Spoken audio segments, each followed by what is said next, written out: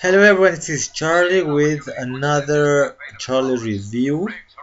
So today I will be reviewing the new books I got the last week, well on Saturday during Free Comic Book Day. I'm still missing Superman number 40, but I'll probably get that book on New Comic Book Day with the new stuff. So I'll probably review those hopefully sometime in the weekend.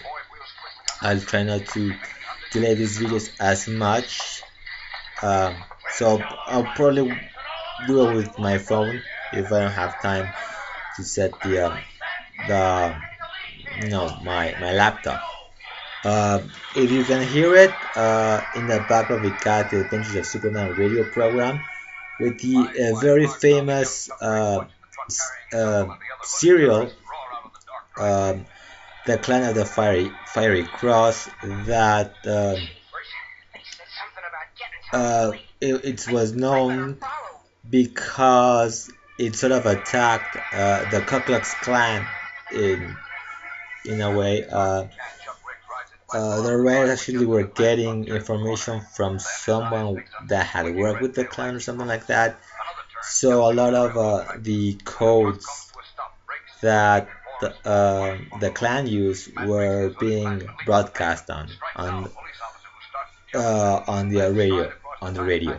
So, anyways, I will start with the DC book, which is Justice League number 40. So this is Prelude 1 to the Dark Side War. Prelude 1 because it sort of continues in the Divergence book. So basically, it's all set up. Basically, just focuses on Metron, who sort of gives us some background information on Apocalypse, the Genesis, and the history of the DC universe. It goes from crisis to crisis, from Crisis on Infinite Earths to Zero Hour to Infinite Crisis, and through Flashpoint, and he explains that the universe has been destroyed and reborn time and time again, uh, but it's been doing it so much, it's been going on for so long, and it's been accelerated that another crisis would pretty much destroy the universe once and for all, and it would never be reborn. Um, so it just sets up, the fact that Metron is trying to deal with the Anti-Monitor, which we learn his name is Mobius, like the Mobius chair. And in fact, before Metron sat on that chair, the Anti-Monitor did, Mobius did, hence the name. Uh, not to trying to convince him not to go and start consuming the universe again because he just couldn't stand it. So at the very end, though, there's a setup for this. The Anti-Monitor decides to go and fight Darkseid, and siding with with the Anti-Monitor is Darkseid's daughter. So it all goes back to the first issue, Justice League, to the whole beginning of the post-Flashpoint universe that seems to depend a lot on Jack Kirby and specifically the New Gods. We know that the Justice League was brought together because of Darkseid attacking the Earth looking for his daughter. Same thing happened on Earth too, and we know that the forces of Apocalypse destroyed Earth too. So it all seems to really, the whole DC universe seems to really, uh, depend on, or go, it's the new gods are really like the actual center of the DC universe. At least, in this new post-Flashpoint universe that we have now, it all seems to circle around, orbit around, Darkseid and Apocalypse and Highfather and New Genesis. In fact, we've seen the new gods playing a huge role. Orion in Wonder Woman, as well as in the Godfall crossover in the Green Lantern books, Earth 2 as well, as I mentioned.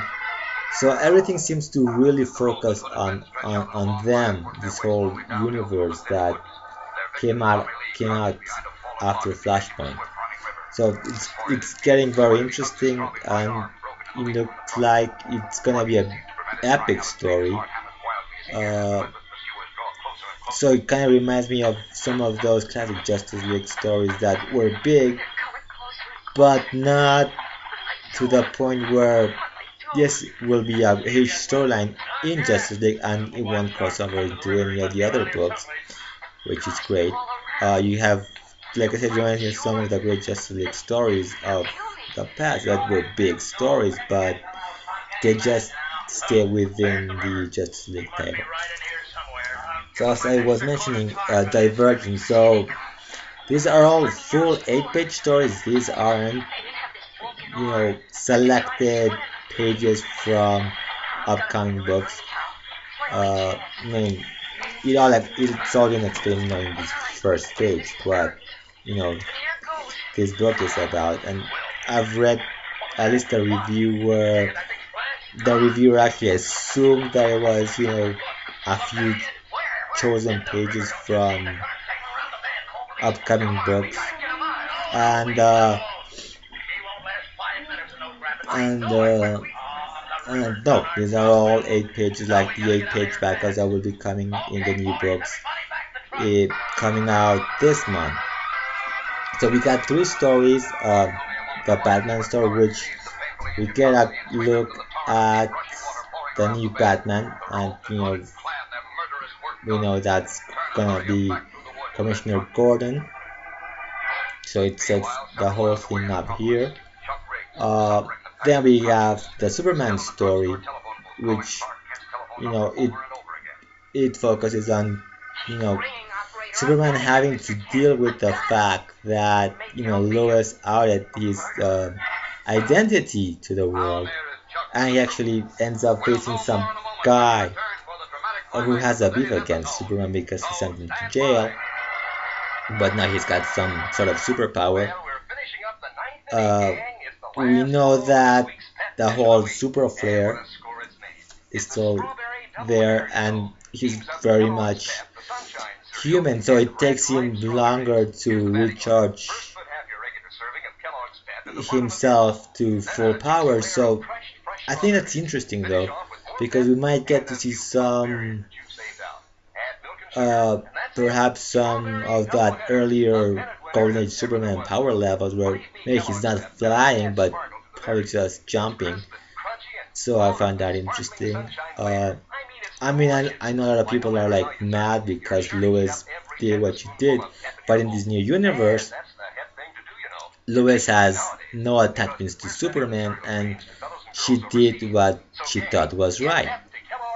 Um, so now I am interested in the whole truth story.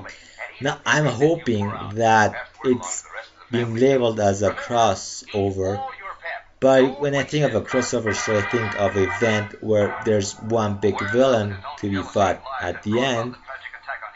I think they shouldn't have done it or called it a crossover, labeled it like that.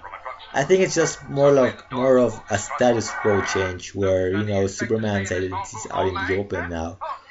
So I think anything that crosses over is the fact that the stories have to be written in this context, like they used to do back in the 90s, where the Superman books were almost like a weekly, because you had books coming out every week, and they weren't really crossing over.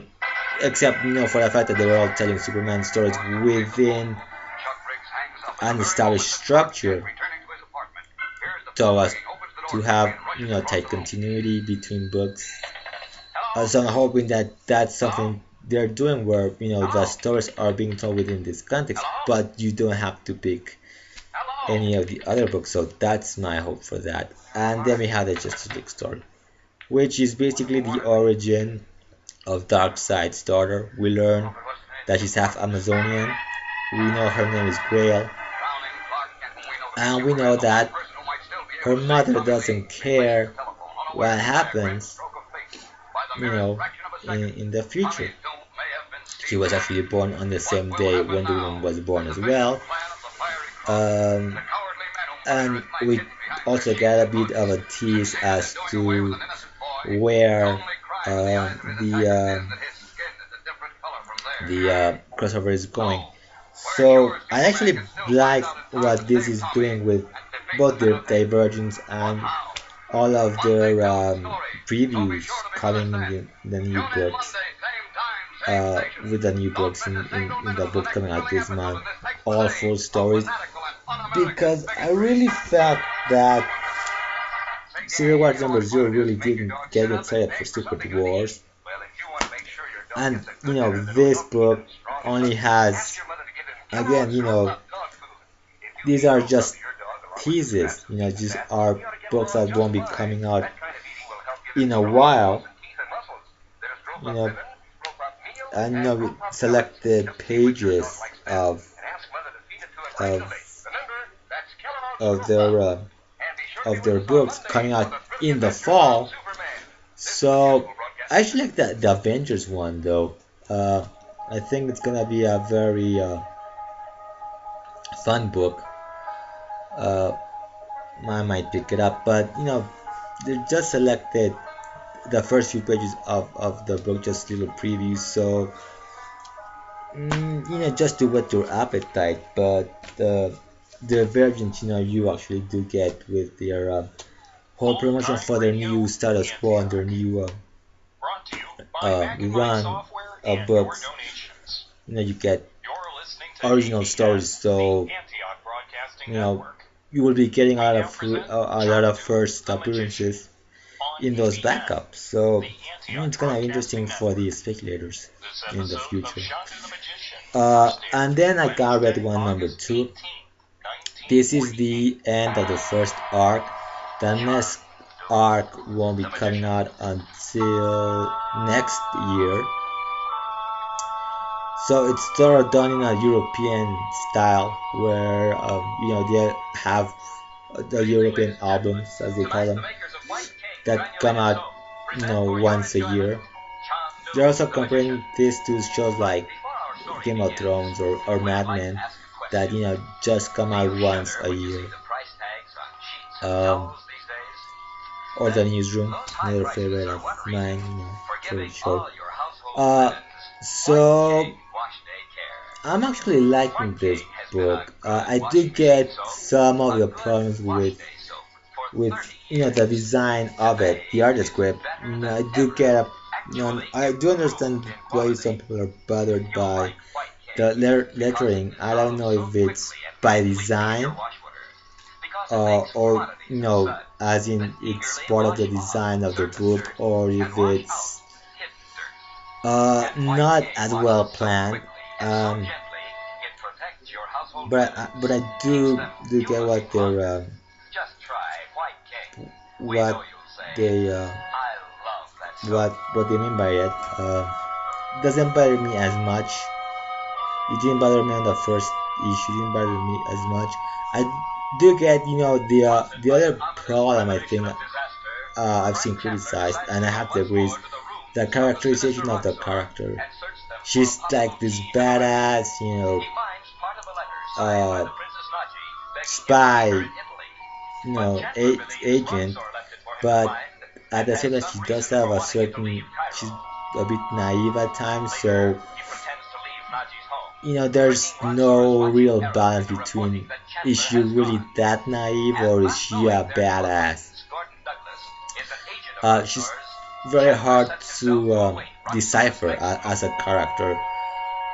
Like, it's like the writer hasn't really made up his mind on the characterization. Um, but I do find this to be political, a very political book. Um, to the degree that I think it's a bit of cartoonish because it sort of does go into sort of extremes. Uh, it certainly goes to extremes where we have these conservative right wingers, Bible carrying people who just attack people that don't sort of fit their uh, own ideas of morality. At the same time, uh, we have the liberals who are basically, represented by the porn industry, depraved sex, uh, and in this issue we also get the gay part, the homosexuals again. Like the worst thing that could happen to America is, this depraved sex, this, distorted family values, morality. Um, so it does seem like it's way too cartoony on that sort of. It sort of reflects our own, what I've seen to the news of, the Republicans and the Democrats, especially the Republicans, which they have gone really to extremes. So we get to see that here, but you really can't take it too seriously. You just sort of, kind of exaggerate it. I think. Um, I think I would describe it as that. So I do find it kind of cartoonish. Uh, as well, I mentioned the art part of Dodson's is great. The writing seems kind of bumpy, like I mentioned, particularly when it comes to our lead character, which isn't all that well defined. And this, by the way, and it's very important, people read the back pages, is all original. So, in fact, this book will be coming out. The collection, the trade, or the hardcover will be coming out in the European style, with extra material, which sort of like, so some of the stuff that might be coming out, pencil art and things. And in fact, they're actually working on the second volume, or the next arc, which will be titled Undercover. So this doesn't even exist yet, the second volume. They've only written like 66 pages of it, so I gotta give kudos to Image because they're really investing on a long term. On a long term, they're investing in the long term actually. With the fact that they're committing themselves to publishing a few issues every year for as long as the story lasts, so they may know how long it will go. That's a long-term investment. So they have a lot of faith in the book. So it's definitely, they're still on writing the next arc. So I think they just commit themselves, sight unseen as to where the story will finally go to. So yeah, anyways, I'm rambling on. Before I go though, I'm hoping that in the near future I actually have time to do some videos talking about comics here in Mexico.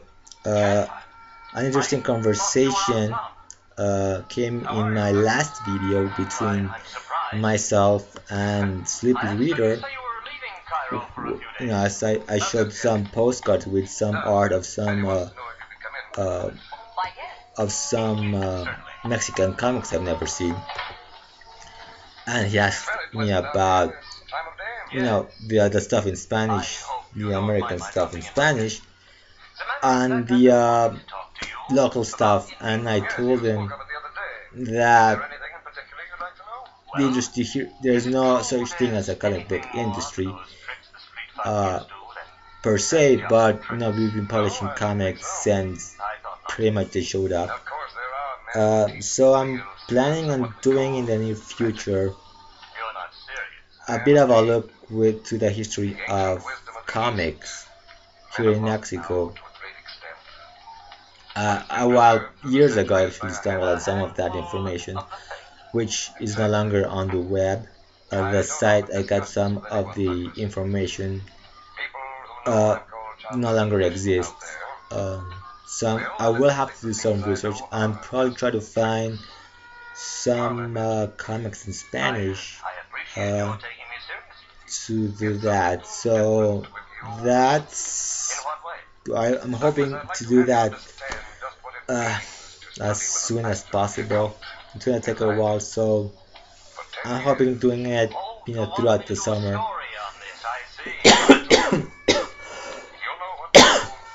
So I'm hoping to do that, this summer. Don't want to extend it too much because I have planned a bunch of videos, which I haven't gotten to do. I still have, to show the rest of my Superman books. Um, so I'm hoping I have some time, in the weekends because I'm going through some stuff work related. So as far as I know, nothing is is solid on the job front. Uh, but it did start actually. I actually went to sort of interview this uh, noon. So I'm hoping that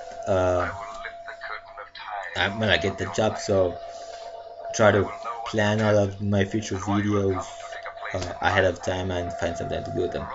So, anyways, that I've been talking way too much. So, like always, until next time, keep smiling.